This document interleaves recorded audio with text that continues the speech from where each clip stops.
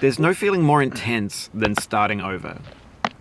If you deleted your homework the day before it was due, as I have, or if you left your wallet at home and you have to go back after spending an hour in the commute. If you won some money at the casino and then put all your winnings on red but it came up black. If you got your best shirt dry cleaned before a wedding and then immediately dropped food on it. If you won an argument with a friend and then later discovered that they just returned to their original view. Starting over is harder than starting up. If you're not ready for that, like if you've already had a bad day, then what you're about to go through might be too much. Feel free to go away and come back. I'll be here. Alright, thanks for coming with me on this trip. I'll understand if you have to take a break at any point. Just find a safe place to stop and quit the game. And don't worry, I'll save your progress, always, even your mistakes.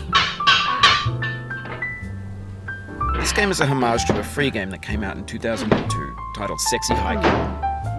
The author of that game was Jazuo, a mysterious Czech designer who was known at the time as the father of B games. And B games are rough assemblages of found objects. Designers slap them together very quickly and freely, and they're often too rough and unfriendly to gain much of a following. They're built more for the joy of building them than as polished products. In a certain way, Sexy Hiking is the perfect embodiment of a B game. It's built almost entirely out of found and recycled parts, and it's one of the most unusual and unfriendly games of its time. In it, your task is simply to drag yourself up a mountain with a hammer. And that act of climbing, in the digital world or in real life, has certain essential properties that give the game its flavor. No amount of forward progress is guaranteed. Some cliffs are too sheer or too slippery. And the player is constantly, unremittingly in danger of falling and losing everything. Anyway, when you start Sexy Hiking, you're standing next to this dead tree that blocks the way to the entire rest of the game. It might take you an hour to get over that tree, and a lot of people never got past it. You prod and you poke at it, exploring the limits of your reach and your strength, trying to find a way up and over. And there's a sense of truth in that lack of compromise. Most obstacles in video game worlds are fake. You can be completely confident in your ability to get through them once you have the correct method or the correct equipment or just by spending enough time. In that sense, every pixelated obstacle in Sexy Hiking is real. The obstacles in Sexy Hiking are unyielding, and that makes the game uniquely frustrating. But I'm not sure Jazuo intended to make a frustrating game. The frustration is just essential to the act of climbing, and it's authentic to the process of building a game about climbing. A funny thing happened to me as I was building this mountain. I'd have an idea for a new obstacle, and I'd build it, test it, and it would usually turn out to be unreasonably hard. But I couldn't bring myself to make it easier. It already felt like my inability to get past the new obstacle was my fault as a player rather than as a builder. Imaginary mountains build themselves from our efforts to climb them, and it's our repeated attempts to reach the summit that turns those mountains into something real. When you're building a video game world, you're building with ideas, and that can be like working with quickset cement. You mold your ideas into a certain shape that can be played with, and in the process of playing with them, they begin to harden and set until they're immutable, like rock. And at that point, you can't change the world.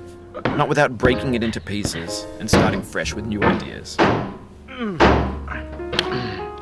For years now, people have been predicting that games would soon be made out of prefabricated objects, bought in a store and assembled into a world. And for the most part, that hasn't happened, because the objects in the stores are trash. I don't mean they look bad or that they're badly made, although a lot of them are.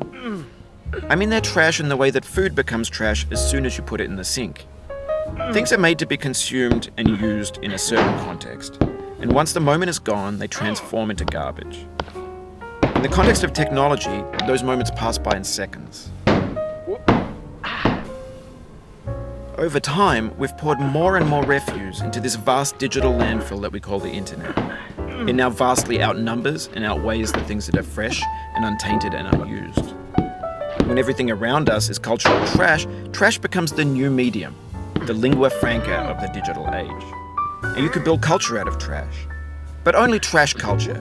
B games, B movies, B music, B philosophy.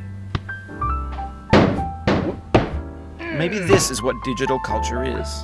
A monstrous mountain of trash, the ash heap of creativity's fountain. A landfill with everything we ever thought of in it. Grand, infinite, and unsorted.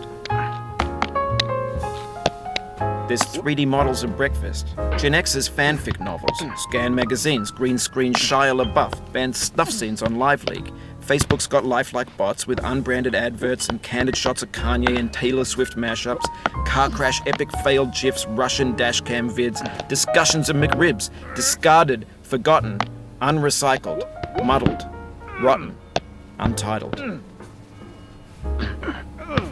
Everything's fresh for about 6 seconds, until some newer thing beckons, and we hit refresh. And there's years of persevering, disappearing into the pile, out of style, out of sight. In this context, it's tempting to make friendly content that's gentle, that lets you churn through it but not earn it. Why make something demanding if it just gets piled up in the landfill, filed in with the bland things? When games were new, they wanted a lot from you. Daunting you, taunting you, resetting and delaying you. Players played stoically. Now everyone's turned off by that.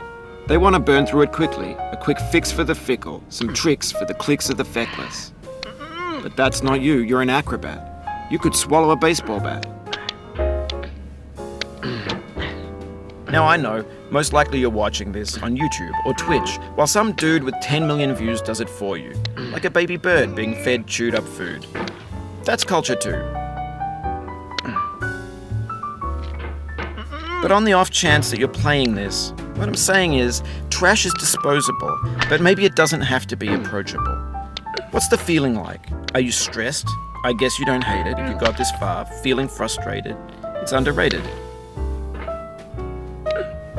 An orange is sweet, juicy fruit locked inside a bitter peel. That's not how I feel about a challenge. I only want the bitterness. It's coffee. It's grapefruit. It's licorice. It feels like we're closer now. Composer and climber, designer and user. You could have refused, but you didn't. There was something in you that was hidden, that chose to continue. It means a lot to me that you've come this far, endured this much. Every wisecrack, every insensitivity, every setback you've forgiven me is a kingly gift that you've given me.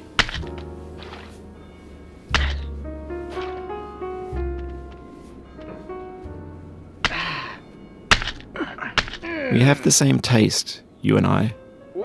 It's not ambition. It's ambition's opposite. An obdurate mission to taste defeat. You'll feel bad if you win, so I put this snake in for you.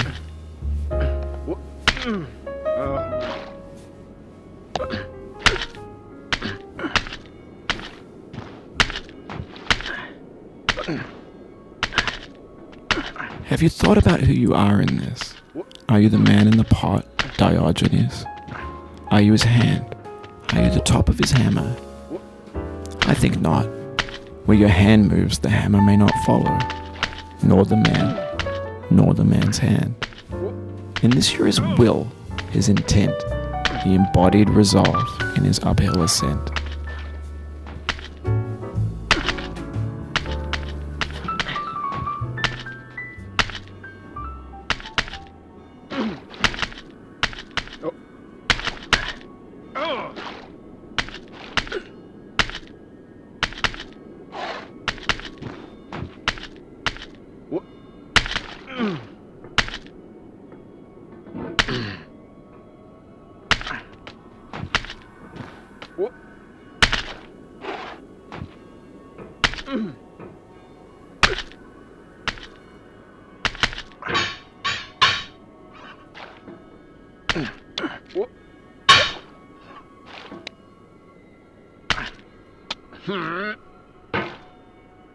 Now, you've conquered the ice cliff, the platforms, the church, and the rectory, the living room and the factory, the playground, the construction site, the granite rocks, and the lakeside.